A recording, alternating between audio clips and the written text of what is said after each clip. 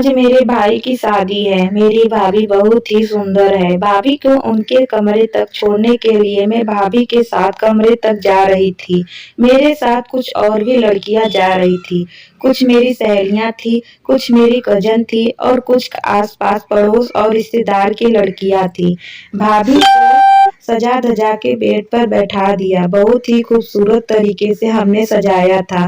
पूरे बेड पर फूलों की पत्तियां पड़ी थी। मैंने महसूस किया कि जैसे भाभी मुझे कुछ कहना चाहती हैं।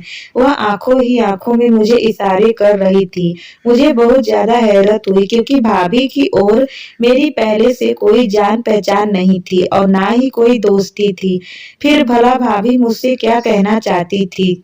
भाभी तो अपनी नंद से बात करना भी पसंद नहीं करती और भाभी थी कि अपनी शादी से की पहली रात में ही मुझे अपना कुछ राज बताना चाहती थी। मुझे बहुत ज्यादा खुशी मिली। मैंने सारी लड़कियों को कमरे के बाहर भेज दिया और भाभी के पास आकर बैठ गई और मैं मुस्कुराते हुए अपनी भाभी से पूछा, भाभी क्या बात है? आप मुझे कुछ कहना चाहती हैं? मेरी बात सुनते ही मेरी भाभी दहाड़े मार मार कर रोने लगी। उनकी आंखों में आंसू की धारा बह रही थी। भाभी को रोता हुआ देखकर मैं बहुत ज्यादा घबरा गई। मैंने कहा, भाभी आप क्यों रो रही हैं? आखिर बात क्या है? भाभी रोती रोती बोली, मुझे अकेला छोड़कर मत जाना। अकेले से कमरे में मर जाऊंगी। मुझे बहुत ज्यादा हैरत हुई कि आखिर भाभी ऐसा क्यों बोल रही हैं। मैंने भाभी को दिलासा देते हुए कहा, भाभी आप क्यों रो रही हैं? ऐसा कुछ भी नहीं होगा। भाई आपको बहुत प्यार से रखेंगे। वह आपको किसी भी तरह का कोई नुकसान नहीं पहुंचाएंगे। मेरी बात सुनकर भाभी और भी जोर जोर से रोने लगी। अब तो मुझे भाभी के इस रूप से डर लगने लगा। फिर मैंने सोचा कि हर लड़की के जीवन में ऐसा होता है। भाई आ जाएंगे तो भाभी खुद ही ठीक हो जाएंगी। मैं उठकर जाने लगी लेकिन भाभी ने मेरे पैर पकड़ लिए। भगवान के लिए ऐसा मत करो, मैं मर जाऊंगी। मेरे जीवन में कुछ भी नहीं बचेगा। मैं बदनाम हो जाऊंगी। भाभी की इस बात को सुनकर बोली, मैं आपको क्यों अपमानित किया जाएगा? वह आपके पति हैं और फिर मेरा भाई कोई जंगली जानवर नहीं है जो आपके साथ बुरा व्यवहार करेगा। वह तो बहुत प्यार करने वाला व्यक्ति है। तभी मुझे अपने भाई के कमरे में से किसी और की उपस्थिति का एहसास हुआ। मैं नजर घुमाकर देखा तो मेरे पापा खड़े थे। पापा बहुत ही नफरत से भाभी को देख रहे थे। भाभी पापा की नजरें चुराने लगी। कुछ पल के लिए भाभी और पापा की नजरें टकराई थी तो मैंने महसूस किया कि जैसे भाभी की आंखों में एक शिकायत थी। ऐसा लग रहा था कि जैसे भाभी पापा को पहले से जानती हैं और वह आंखें ही आंखों में पापा से कुछ शिकवा कर रही हैं। लेकिन पापा की आंखों में नफरत थी। उनकी आंखों में खून उतर आया था। भाभी की तरह गुस्से से देखते हुए पापा बोले, चलो, आजकल की औरतों की यह सब ड्रामे हैं। इन्हें भी नहीं मालूम कि तुम कुंवारी हो। कुंवारी लड़कियों के साथ यह सब बातें नहीं की जाती हैं। पापा गुस्से से बोलते हुए मेरा हाथ पकड़कर बाहर ले जाने लगे। मैंने पापा को समझाते हुए कहा कि पापा, भाभी बहुत ज्यादा नर्वस हो रही थी। मैं भाभी को समझा रही थी। भाभी ने मुझे ऐसा वैसा कुछ भी नहीं कहा। वो तो बस यह कह रही थी कि मैं उनके साथ कुछ देर कमरे में ही रुक जाऊं। लेकिन पापा मेरा हाथ खींचते हुए मुझे बाहर ले आए और कहने लगे, तुम बाहर चलो, तुम्हें एक बात बताता हूँ। कमरे से बाहर आकर अपनी जेब में से हाथ डालकर 5,000 निकाले और मेरे हाथ पर रखते हुए बोले, यह पैसे रख लो। पैसे देखकर मैं बोली, पापा इतने सारे पैसे आप मुझे क्यों दे रहे हैं? पापा ने 5,000 और निकाले और बोले, यह भी ले लो, यह पूरे 10,000 अपने पास रख लो। इतने सारे पैसे देखकर मैं खुशी से हाथों में ले ली। लेकिन बेटा, तुम्हें मेरी एक बात माननी होगी। मैं तो आपकी सारी बातें मानती हूँ। पापा बोले, बस मेरी एक बात मानना कि आज से तुम्हारी भाभी चाहे कितना भी रोएंगी, उसकी बात पर ध्यान नहीं दोगी। वह शादीशुदा औरत है। अपनी समस्या व उसकी समस्याओं में पड़ने की कोई जरूरत नहीं है। अच्छा ऐसा करो, अब तुम जाओ। यह सब पापा की बातें सुनकर मैं हमेशा सर हिला दिया और वहां से जाने लगी। मैंने सोचा था कि पापा मेरे साथ ही आएंगे लेकिन यह देखकर मुझे हैरत हुई कि पापा तो वहीं खड़े थे। जाते जाते मैं मुड़कर पीछे देखा तो पापा भाभी के कमरे की तरफ जा रहे थे। मुझे बहुत हैरत हुई कि मुझे भाभी के कमरे से निकलकर खुद भाभी के कमरे में जा रहे हैं। मुझे बहुत गुस्सा आया और इस गुस्से में मम्मी के कमरे में आ गई। मुझे गुस्से में देखकर मम्मी ने पूछा, क्या बात है सरिता, तुम इतनी गुस्से में क्यों हो? मम्मी की पूछते ही मैंने सारी बातें मम्मी को बता दी कि पापा ने मुझे तो भाभी के कमरे से निकाल दिया और खुद ही भाभी के कमरे में चले गए। क्या बात हुई? मेरी बात सुनकर मम्मी के चेहरे पर का रंग उतर गया। फिर खुद को थोड़ा संभाल कर बोली, कोई बात नहीं सरिता बेटा, वह ससुर हैं, अगर वह अपनी बहू के कमरे में चले भी गए तो क्या हुआ, तुम इतना मत सोचो। मैंने महसूस किया जैसे मम्मी परेशान तो हैं लेकिन अपनी परेशानी को छुपा रही हैं। फिर मम्मी मुझसे बोली, सरिता ऐसा करो, अब तुम जाओ अपने कमरे में जाकर सो जाओ, बहुत रात हो चुकी है। जो बात मेरे दिल में बैठ गई थी वह निकल ना सकी। आखिर पापा मुझे भाभी के कमरे से निकाल कर खुद भाभी के कमरे में क्यों गए? इन्हीं सोच विचार में उलझी हुई मैं कमरे में आ गई और सोने की कोशिश करने लगी, लेकिन नींद मेरी आंखों में नहीं आ रही थी। भाभी का रोता हुआ चेहरा बार बार मेरी आंखों के सामने आ रहा था। आखिर भाभी इतना परेशान क्यों थी, इतना क्यों डरी रही थी? मुझे प्यास लगी तो पानी पीने के लिए मैं बाहर किचन में आई। बाहर हॉल में देखा तो भाई सोफे पर बैठे हुए थे, कुछ परेशान दिख रहे थे और सिगरेट पी रहे थे। थोड़ा पास जाने पर मैंने देखा कि उनकी आंखों में आंसू भी थे। मेरे दिल को धक्का लगा। भाई को तो इस वक्त भाभी के पास होना चाहिए था और भाई बाहर हॉल में बैठे हैं। इसका मतलब भाई भाभी से खुश नहीं है। मुझे भाई से बहुत हमदर्दी हुई और भाई के पास गई और भाई से पूछा, भाई आप इस वक्त बाहर क्या कर रहे हैं? आपको तो भाभी के पास होना चाहिए था। मेरी बात सुनकर भाई ने मुझे गुस्से से देखा और बोले, तुम भी आई हो पापा की चमची बनकर, जाओ यहाँ से, मुझे मेरे हाल पर छोड़ दो। लेकिन भाई आप ऐसा क्यों कर रहे हैं? मुझे पापा ने नहीं भेजा, मैंने तो आपके यहाँ पे परेशान हॉल में देखा इसलिए चली आई। भाई गुस्से से बोले, चली जाओ यहाँ से। मेरी आंखों से आंसू आ गए। मैं वहां से पलटने की वाली थी कि तभी भाई बोले, अच्छा सुनो, मुझे लगा शायद भाई को सिगरेट जलानी होगी इसीलिए माचिस मांग रहे हैं। मैं किचन से माचिस लाकर भाई को दे दी, लेकिन यह क्या, भाई की हरकत से तो मैं तंग रह गई। भाई ने माचिस जलाई और पापा के दिए हुए उपहार को जलाने लगे। पापा ने भाई को एक बहुत ही प्यारी सी शेरवानी गिफ्ट की थी शादी में पहनने के लिए और भाई की वही शेरवानी जला रहे थे। मैं एकदम से हक्का बक्का से रह गई। जल्दी से आगे बढ़ी और आंच को बुझाने की कोशिश करने लगी। आंच को बुझते बुझते मैं बोली, भाई आप यह क्या कर रहे हैं? पापा ने इतने प्यार से गिफ्ट किया है, पापा के दिए हुए गिफ्ट को आप उसे जला रहे हैं। तभी अचानक गुस्से से बोले, सरिता चली जाओ यहाँ से, मुझे कोई भी सवाल जवाब करने की जरूरत नहीं है। अभी के अभी मेरी आंखों के सामने से चली जाओ। भाई का गुस्सा देखकर मैं डर गई और रोते हुए अपने कमरे में आ गई। पूरी रात मुझे नींद नहीं आई। कहीं 5 बजे जाकर मेरी आंख लगी, लेकिन 6 बजे ही मेरी आंख फिर से खुल गई। बाहर आई तो देखा पापा सोफे पर बैठे हुए थे। मुझे अपनी बहू के लिए नाश्ता बनाने जा रहा हूँ। असली बेटियां तो बहुएं होती हैं, बेटियां तो पराया धन होती हैं। पापा सच में भाभी के लिए नाश्ता बना रहे थे। मुझे देखकर हैरत हुई कि आखिर पापा को भाभी की इतनी फिक्र क्यों है। मैं पापा से बोली, पापा आप भाभी के लिए नाश्ता क्यों बना रहे हैं और आपको भाभी की इतनी फिक्र क्यों है? मेरी बात सुनकर पापा बोले, वह मेरी बेटे की बीवी है तो उसके लिए तो बनाना होगा ही। तुम्हारी माँ तो वैसे ही जहर उगलती रहती हैं, क्या भरोसा नई बहू को नाश्ता बना कर दे या ना दे। इतने में मम्मी भी आ गई। वह कुछ अलग लग रही थी। मुझे और पापा को नाश्ता बनता देखकर मुझे समझाते हुए और बात को टालते हुए बोली, ऐसा करो मैं ही तुम्हारे लिए नाश्ता बनाकर लेकर आती हूँ।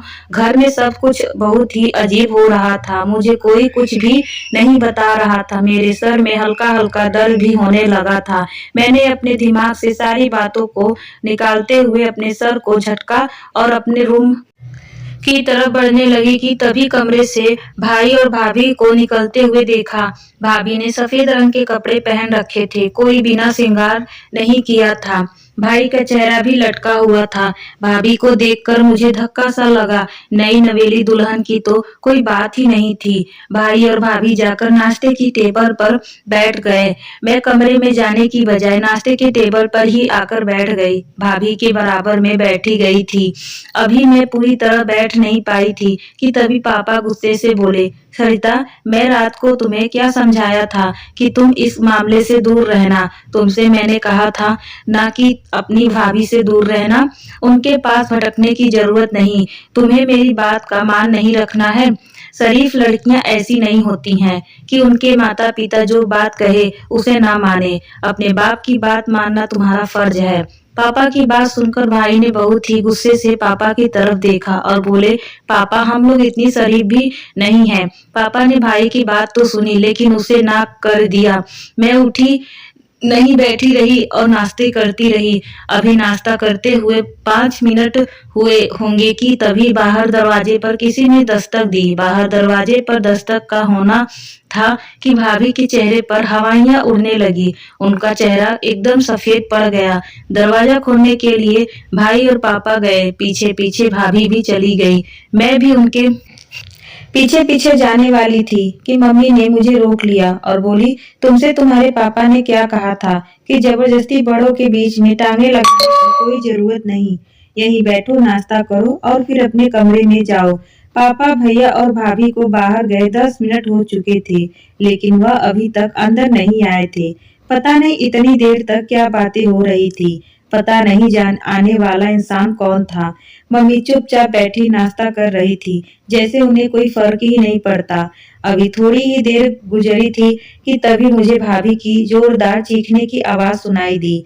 मैं एकदम से उठकर बाहर की तरफ भाग कर गई कि तभी मम्मी ने मेरा हाथ पकड़ लिया और बोली, सरिता, तुम्हें एक बार में समझ में नहीं आता कि तुम्हें इस मामले से दूर रहना है।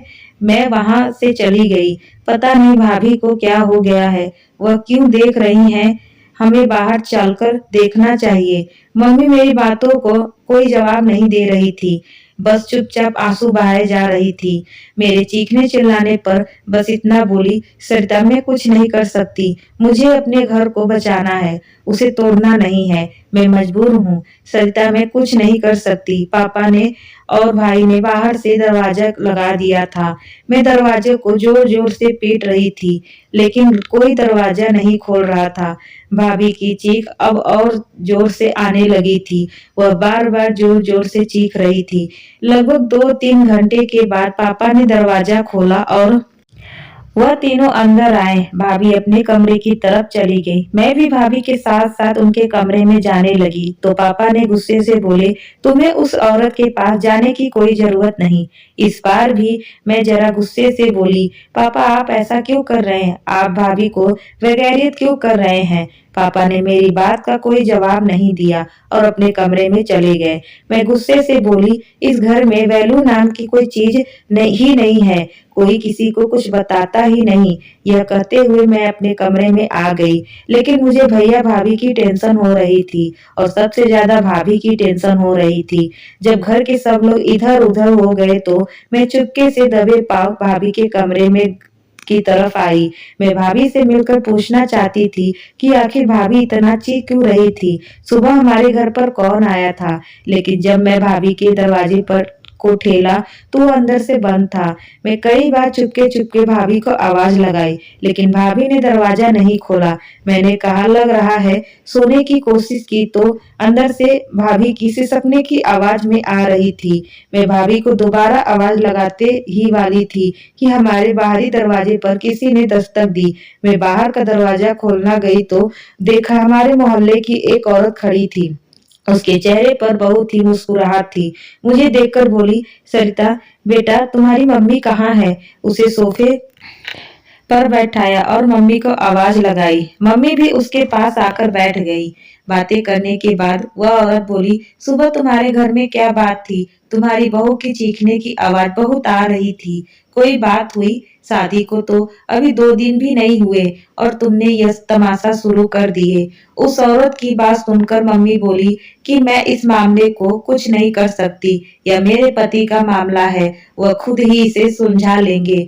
मम्मी की बात सुनकर वह औरत बोली, अरे बीवी हो, यह क्या बात हुई? तुम्हारे पति का मामला कैसे हो गया? यह तो तुम्हारे बेटे का मामला है। तुम्हें भी ऐसे मामले को सुलझाना चाहिए। मम्मी आगे कुछ नहीं बोली और चुपचाप उठकर अपने कमरे में चली गई। वापस अपने घर चली गई। मम्मी के पीछे पीछे आई। कमरे में आकर देखा तो मम्मी बैठी रो रही थी। मम्मी क्या बात है? आखिर इस घर में चल क्या रहा है? मुझे कोई कुछ बताता क्यों नहीं? मेरी बात सुनकर मम्मी बोली, सरिता तुम अभी छोटी हो, इस मामले में मत पड़ो, तुम्हारे पापा सब कुछ संभाल लेंगे। इतना कहकर मम्मी चादर ओढ़कर लेट गई। कुछ ही देर तक मम्मी के पास बैठी रही। फिर मैं बाहर आ गई और बाहर आकर बैठ गई। मुझे 5 मिनट हुए थे कि भाभी अपने कमरे से बाहर आई और फिर मुझसे बोली, सरिता मुझे एक पेपर और एक पेन दे दो। क्या करेंगे? मेरे पूछने पर भाभी मुझे गुस्से से घूरने लगी और मैं चुपचाप उन्हें पेपर और पेन भाभी को दे दिया। कागज और पेपर लेकर भाभी कमरे में चली गई और अपना दरवाजा अंदर से बंद कर लिया। मैं भी अपने कमरे में आराम करने के इरादे से आकर लेट गई। घर में क्या चल रहा था मुझे कुछ समझ में नहीं आ रहा था। शाम को भाई ऑफिस से आए तो उनका मुंह भी लटका हुआ था। बिना खाना खाए और अपने कमरे में चले गए। अभी कुछ ही देर गुजरी की जैसे तभी अचानक घर में तूफान सा आ गया। भाई के कमरे से जोर जोर से चीखने चिल्लाने की आवाज आ रही थी, लेकिन इस बार की आवाज भाभी की नहीं बल्कि भाई की थी। मैं भी भागते हुए भाई के कमरे में गई तो देखा भाई बहुत जोर जोर से चीख रहे थे, रो रहे थे। मम्मी पापा भी भाई के कमरे में आ चुके थे। पापा बीना को बचा लो, वो मर जाएगी, प्लीज पापा बीना को बचा लो, भाई भाभी की तरफ इशारा करते हुए बोले। मैंने भाभी के पास गई तो देखा कि उनके मुंह से खून निकल रहा था, जिसे देखते ही मेरे मुंह से चीख निकल आ गई। भाई जोर जोर से चीखते हुए पापा से कह रहे थे, प्लीज पापा बीना को बचा लो, हम सबको हॉस्पिटल लेकर जाना चाहिए। लेकिन पापा बोले, नहीं शिवम, हम इस अस्पताल लेकर नहीं जाएंगे। इसने अपनी मौत को खुद बुलाया है, यह अपनी मौत की खुद जिम्मेदार है, इसमें खुदकुशी की है, हम इस अस्पताल लेकर नहीं जाएंगे। इतना कहकर पापा ने आगे बढ़कर भाभी को खुली हुई आंखों को बंद कर दिया। भाभी अब इस दुनिया से जा चुकी थी। दहाड़ मारकर रो रहे थे। मम्मी की आंखों से भी आंसू बह रहे थे। भाभी इस दुनिया में नहीं थी। मैं इस सच्चाई को एक्सेप्ट नहीं कर पा रही थी। भाई एकदम से बेहोश होकर बेड पर गिर पड़े थे। मैं भाभी को देखकर सोच रही थी कि भाभी वह मासूम सा चेहरा बार बार मेरी नजरों के सामने आ रहा था। भाभी कैसे मुझसे रोकर कह रही थी कि प्लीज मेरे पास से मत जाओ, मैं मर जाऊंगी। और आज सचमुच भाभी मर गई थी। सब परेशान खड़े पापा के चेहरे पर गहरी खामोशी थी। तभी पापा ने उन्होंने भाई से कहा, शिवम बीना के घर वालों को फोन कर दो कि इसे आकर ले जाए। भाई ने बीना के घर वालों को फोन किया। भाभी के घर वाले भी चले आए थे, गुस्से से चीखते चिल्लाते और भाई पर इल्जाम लगाने वालों की, हमारी बेटी को तुमने मारा है, तुम हो उसके कातिल। कहाँ हमारी इतनी सुंदर सी बहन और कहाँ तुम मामूली से शकल सूरत के आदमी चलते थे तुम हमारी बेटी से, क्योंकि लोग कहते थे फूलों के पहलू से लंगूर और शायद इसीलिए तुमने हमारी बेटी को जान से मार दिया। जब उसको रख नहीं सकते थे तो उसको मारा क्यों? अपनी बेटी का पोस्टमार्टम करेंगे, पुलिस में रिपोर्ट करेंगे कि तुम हमारी बेटी के कातिल हो। भाभी के मायके वाले भाई और धमकाकर और उन लोग पर इल्जाम लगाकर जा चुके थे। पापा भी किसी गहरी सोच में डूबे हुए थे। पापा ने हम सभी को भाभी के कमरे से बाहर निकाल दिया और कहा, तुम सब लोगों को बाहर जाकर बैठो। हम सबके बाहर जाने के बाद पापा ने अंदर से कमरा बंद कर लिया और अंदर ही बैठ गए। यह बात मेरी समझ के बाहर थी कि पापा बंद कमरे के अंदर क्या कर रहे हैं। वह अंदर क्यों बैठे हैं? भाभी के मायके वालों भाभी की बॉडी को लेकर गए थे, लेकिन पापा अंदर कमरे में बंद बैठे थे, न बाहर आ रहे थे और न अंदर किसी को आने दे रहे थे। कुछ देर में हमारे घर पर पुलिस आ गई और भाई को उठाकर ले गई। बहुत पूछताछ करने के बाद पुलिस ने भाई को छोड़ दिया। पुलिस की टीम हमारे घर पर भी आई थी। पापा घर के किसी भी सदस्य को तो अंदर नहीं आने दे रहे थे, लेकिन पुलिस को अंदर आने दिया। पता नहीं पापा ने पुलिस से क्या कहा। कमरे में घूम घूम कर बहुत सारी चीज पुलिस को दिखा रहे थे। पुलिस से सारे कमरे की तलाशी लेने के बाद जा चुकी थी। मम्मी और भाई का रो रो कर बुरा हाल था। पापा भी चुपचाप से बैठे थे। आखिर मुझसे नहीं रहा गया तो मैं गुस्से से फट पड़ी। तुम लोग मुझसे क्या बातें छुपा रहे हो? घर में क्या चल रहा है मुझे कुछ नहीं मालूम। अब मैं इतनी भी बच्ची नहीं हूँ कि घर के मामलों में मेरी भी शादी की उम्र है। मुझे भी हक है इस घर में क्या हो रहा है यह सब कुछ जानने का, और आप लोगों हैं कि मुझे कुछ बताते ही नहीं है। पापा कुछ देर तक मेरी तरफ देखते रहे, फिर हाथ पकड़कर मुझे अपने पास बैठाया। बोले, आओ सरिता, मैं तुम्हें सब कुछ बताता हूँ। तुम जानती हो मोहल्ले में कैसे कैसे बातें हो रही हैं। तुम्हारी भाभी भी किसी के घर की इज्जत थी, लेकिन अब बीना इस दुनिया से जा चुकी है। लोग उसके बारे में तरह तरह की बातें बना रहे हैं, लेकिन हमें उसका भरम रखना होगा। यह कहते कहते पापा ने एक पत्र मेरी तरफ बढ़ा दिया। पत्र हाथ में लेते ही मैं फौरन पहचान गई कि यह वही कागज था जो कल रात मैंने भाभी को दिया था। मैं पेपर पापा के हाथों से लिया और उसे पढ़ने लगी। उस खत को पढ़ते पढ़ते मेरे पैरों के नीचे से जमीन भी निकलती जा रही थी। उस सुखद को पढ़ना मेरे लिए बहुत ही ज्यादा मुश्किल हो रहा था। आंखों के नीचे अंधेरा सा छा रहा था। भाभी की सच्चाई जानकर हैरत से मेरी आंखें फटी की फटी रह गई थी। खत पढ़ने के बाद में समझ में आया कि भाभी उस दिन मुझसे अपने साथ रुकने के लिए क्यों कह रही थी। वह क्यों कह रही थी कि मैं बदनाम हो जाऊंगी, मैं मर जाऊंगी, मुझे बदनामी से बचा लो, मुझे मरने से बचा लो, और आज भाभी सचमुच मर गई थी। मैंने देखा तो पापा के हाथों में पकड़ा दिया और फाड़ते हुए बोली, पापा, लेकिन उस इंसान का नाम तो आपने बताया ही नहीं जो इन सब के पीछे जिम्मेदार था। पापा बहुत ही उदासी से बोले, सरिता, तो क्या तुम भी अपने भाई की तरह मुझे ही कसूरवार समझ रही हो? मैं बोली, नहीं पापा, मैं आपको कसूरवार नहीं ठहरा रही। आप तो कोई गलती कर ही नहीं सकते। मुझे अपने पापा पर पूरा भरोसा है, लेकिन कोई तो था जो यह सब का कारण बना। पापा के चेहरे पर एक रंग चला गया। पापा उदासी से बोले, हाँ बेटा, जो भी इन सब का जिम्मेदार था उसे पुलिस खुद ही ढूंढ लेगी। यह हमारा काम नहीं है। हम सभी लोग शरीफ हैं। हम सभी यह बातें कह ही रहे थे कि तभी भाई आए और अचानक से पापा के पैरों पर बैठ गए और रोते हुए बोले, पापा, मुझे माफ कर दो। मैं आप पर शक किया। मुझे नहीं पता था कि बीना ऐसी औरत है। जब उसने आप पर इल्जाम लगाया तो मुझे उसकी बातों पर विश्वास हो गया।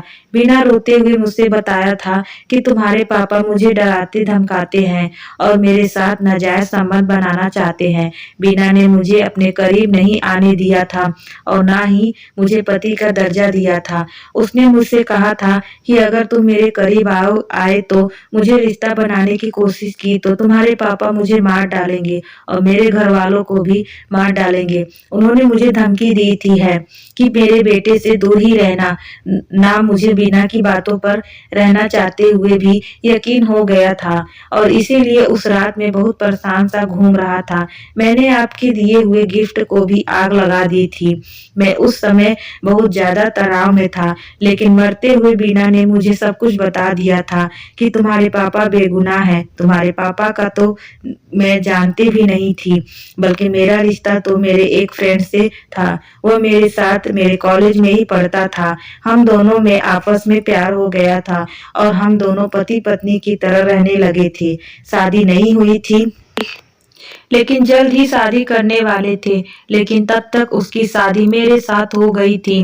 बीना ने यह भी बताया कि उसका बॉयफ्रेंड उसे अब धमकाने लगा था। उसने कहा था कि अगर तुमने अपने पति के साथ संबंध बनाए तो मैं तुम्हें जान से मार दूंगा। तुम्हारी कुछ तस्वीरें मेरे पास हैं, वह वायरल कर दूंगा और तुम्हें बदनाम कर दूंगा। लेकिन उस दिन जब बीना का बॉयफ्रेंड दरवाजे पर वह सब तस्वीर फेंक कर गया तो मुझे विश्वास हो गया कि बीना झूठ बोल रही है। मैं बहुत ज्यादा शर्मिंदा था कि मैं अपने पापा को परेशान किया और इसीलिए गुस्से में बीना पर हाथ उठाया था। पापा, आपने बहुत अच्छा किया जो पुलिस को सब कुछ सच सच बता दिया। अब सच और बीना का लिखा हुआ खत भी पुलिस को दिखा दिया। उसकी तो कोई गुंजाइश ही नहीं है कि उसने सुसाइड किया है और उसके सुसाइड की वजह उसका बॉयफ्रेंड है। नहीं तो वह औरत तो जाते जाते भी हमें बदनाम कर जाती।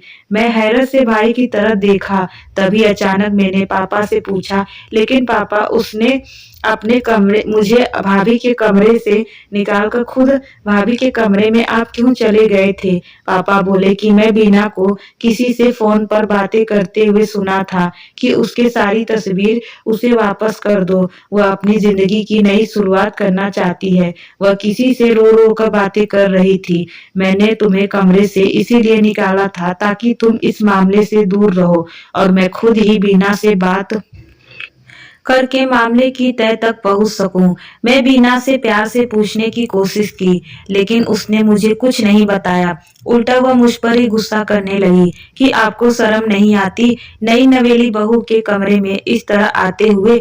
मैंने उसे बहुत समझाने की कोशिश की तो मुझे अपने पापा की तरह समझ सकती हो और मुझे अपने दिल की बातें शेयर कर सकती हो, लेकिन उसने मुझे कुछ नहीं बताया। मैं बीना को भरोसे में लाने चाहता था, इसीलिए मैं बीना को खुश करने की कोशिश कर रहा था। सुबह उठकर मैंने उसके लिए नाश्ता भी बनाया ताकि बीना को मुझ पर भरोसा हो जाए कि मैं उसे अपनी बेटी से भी ज्यादा चाहता हूँ। भाई ने हाथ जोड़कर पापा से एक बार फिर माफी मांगी और बोले, पापा मुझे माफ कर दो, लेकिन जो हुआ अच्छा ही हुआ। बीना हमारे जीवन में एक बुरे सपने की तरह आई थी जो जल्द ही हमें सारी परेशानियों से मुक्त करके चली भी गई। हैरानी से भाई की तरफ देख रही थी। भाई के चेहरे पर कोई मलाल नहीं था और ना ही कोई दुख था, ना ही कोई पछतावा था। सच कहते हैं, जो औरत अपने पति से वफा ना करे उस औरत की मर्द कभी इज्जत नहीं करता, फिर चाहे वह कितनी भी खूबसूरत क्यों ना हो और फिर चाहे वह कितने भी ही बड़े बाप की बेटी क्यों ना हो। दोस्तों, उम्मीद करती हूँ कहानी आप लोग को पसंद आई हो तो चैनल को लाइक शेयर सब्सक्राइब जरूर करना। ऐसे ही नई नई कहानी के साथ आपके साथ फिर मिलती हूँ। तब तक के लिए धन्यवाद।